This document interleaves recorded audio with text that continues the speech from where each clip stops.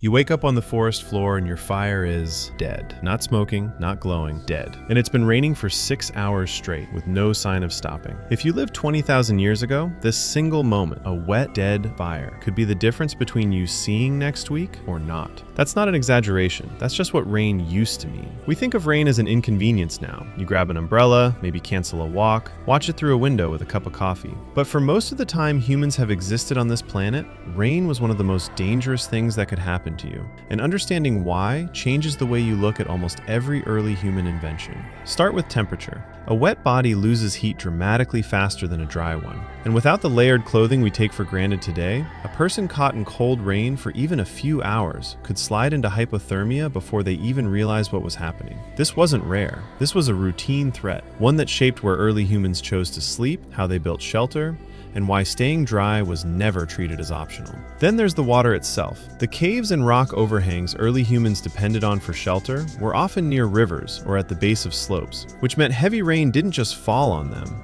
it flooded them. Archaeologists digging through ancient cave floors have found thick bands of flood sediment sitting right on top of old hearths and tool scatters, meaning the water rushed in while people were actually living there. In some of those caves, that flood layer is the last layer. Nobody moved back in. And then, somehow worse, there were the predators. When it rains, prey animals seek shelter, and so do the things that hunt them. That means the same dry cave a family of humans was hiding in might already be occupied, or about to be, by something with claws. Fossil sites in southern Africa have turned up human remains and large cat remains layered together in the same cave floors. Some of the human skulls marked with puncture wounds that match a leopard's bite with unsettling precision. So when rain came, the entire world got smaller and more crowded.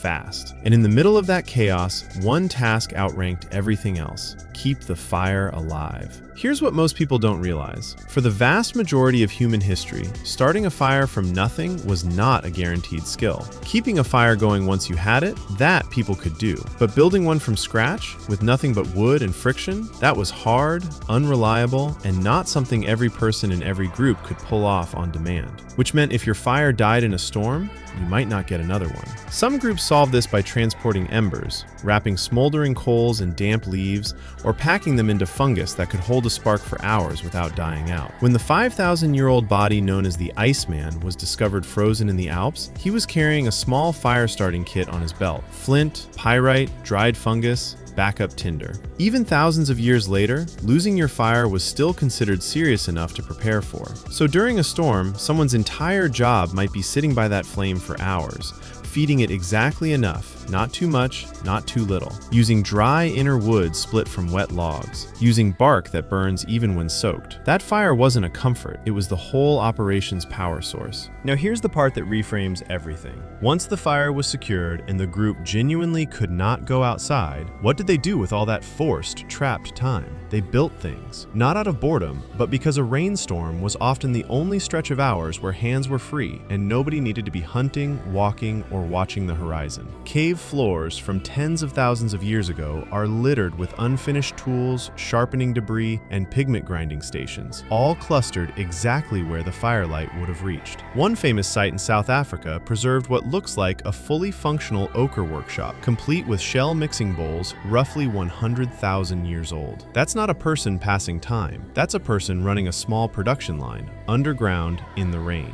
Bone needles start showing up in the archaeological record too. Delicate tools with tiny hand-drilled eyes that would be nearly impossible to make while distracted or rushed. You don't carve something that fine while you're also worried about a predator outside. You make it when you're sitting still with hours to spare. And rain is one of the only things in the ancient world that guaranteed you those hours. Even rope seems to trace back to weather-forced downtime. The oldest known fragment of twisted plant fiber cordage found at a Neanderthal site in France is tens of thousands of years old. Nearby, in a German cave, researchers found a carved ivory tool built specifically to twist plant fibers into stronger cord. Making rope is slow and repetitive, exactly the kind of task that fits into a day when going outside isn't an option. And rope changed what was possible afterward. Better shelter lashings, working traps, tools bound to handles. An enormous share of early technology quietly depends on someone, at some point, sitting in the dark twisting fiber because they had nowhere else to be. And then there's the part of this that goes beyond survival entirely. Some of the most breathtaking cave paintings in the world sit not near cave entrances, where you'd expect shelter seekers to camp, but deep inside, past narrow crawl spaces, reachable only by carrying a small, fat-fueled lamp into total darkness. Nobody makes that trip on a clear day with hunting to do. That's a trip you make when the rain outside has already gone on for 2 days. Every tool is finished, and the only thing left to do is go further into the dark and create something. We can't prove weather drove the art, but the pattern lines up too cleanly to ignore. The richest bursts of ancient creativity appear in exactly the places